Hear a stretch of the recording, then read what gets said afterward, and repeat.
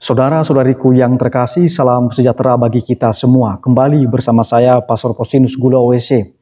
Pada kesempatan ini saya mau menyampaikan berita yang sangat penting yang perlu kita ketahui, yaitu Bapak Paus Fransiskus kembali merevisi kitab hukum kanonik, secara khusus Kanon 700 dari kitab hukum kanonik. Kanon 700 tersebut mengatur batas waktu untuk mengajukan rekursus atau banding atas pemecatan seorang religius dari tarekat religiusnya.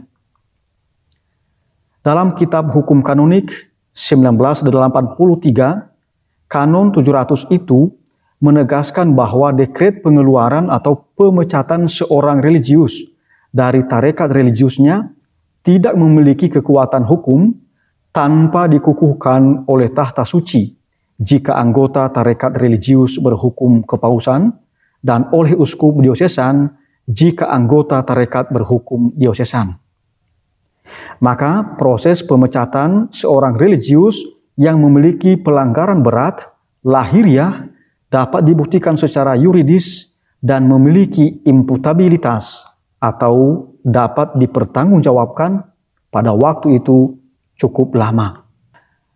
Pada tanggal 11 Februari 2022, Paus Fransiskus mengeluarkan surat apostolik dalam bentuk motu proprio yang berjudul Competentias Quasdam Discernere, atau dalam bahasa Indonesia, bidang kompetensi tertentu. Dalam motu proprio ini, Paus Fransiskus merevisi beberapa kanon. Salah satunya adalah Kanon 700. Isi Kanon 700 berubah total, yakni dekret pemecatan atau pengeluaran seorang religius bermasalah dari tarekat religiusnya tidak perlu lagi dikukuhkan oleh tahta suci atau oleh uskup diosesan. Namun ditegaskan agar kepada religius yang bersangkutan diberi kesempatan untuk melakukan banding atau rekursus atas dekret pemecatannya itu dalam waktu 10 hari sejak diberitahukan kepadanya dekret pemecatan. Jadi ada waktu 10 hari untuk melakukan banding atas pemecatannya. Dalam kurun waktu kurang lebih 13 bulan kemudian, Paus Fransiskus kembali merevisi Kanon 700 tersebut. Dalam revisi Kanon 700 yang dikeluarkan oleh Paus Fransiskus pada tanggal 3 April 2023, batas waktu untuk melakukan banding atau rekursus atas dekret pemecatan dari tarekat religius diperpanjang menjadi 30 hari, bukan lagi hanya 10 hari. Hal yang menarik, religius yang dipecat atau dikeluarkan mengajukan rekursus atau banding atas dekret pemecatannya tidak harus secara tertulis sebagaimana diatur dalam Kanon 1734 paragraf pertama. Situs resmi Vatikan yakni vaticannews.va merilis berita revisi Kanon 700 tersebut.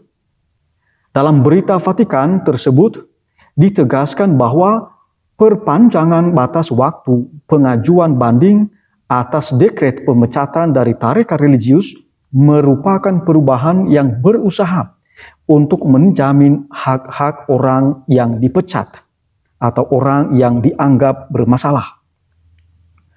Untuk menjamin perlindungan yang lebih pasti dan memadai atas hak-hak orang yang dikeluarkan atau dipecat dari tarekat atau lembaga hidup bakti yang mengakibatkan perubahan status yuridis mereka, Bapak Paus Fransiskus telah memutuskan untuk memperpanjang waktu yang memungkinkan untuk mengajukan rekursus atau banding kepada otoritas yang berwenang. Mereka yang dikeluarkan dari tarekat religius sekarang memiliki 30 hari untuk mengajukan permohonan banding mereka dan tidak perlu lagi meminta secara tertulis banding yang diajukan untuk pencabutan atau koreksi atas dekret pemecatan kepada pembuatnya. Batas waktu sebelumnya adalah 10 hari untuk gereja Latin dan 15 hari untuk gereja Timur. Tetapi di dalam revisi yang sekarang ini, semua disamakan, baik untuk gereja Latin maupun untuk gereja Timur, semuanya 30 hari. Kanon-kanon yang diubah. Bapa Suci mengamandemen kanon-kanon terkait, yaitu Kanon 700 dari Kitab Hukum Kanonik yang berlaku bagi gereja Latin, ya seperti kita, ya di Indonesia itu sebagian besar adalah gereja Latin atau gereja Katolik Roma.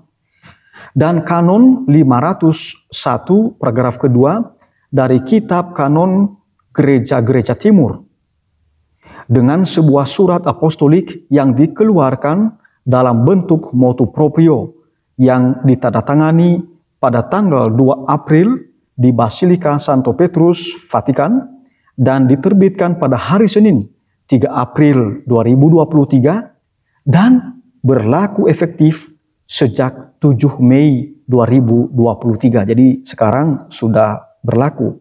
Hukum kanonik telah menetapkan bahwa agar dekret pemecatan yang dikeluarkan terhadap seorang yang telah berkaul menjadi sah, dalam dekret itu harus menunjukkan hak religius yang dipecat untuk mengajukan rekursus atau banding kepada otoritas yang berwenang. Saat permohonan banding diterima, maka dekret pemecatan memiliki efek menangguhkan atau berhenti pelaksanaannya sampai ada putusan baru berdasarkan banding yang diajukan.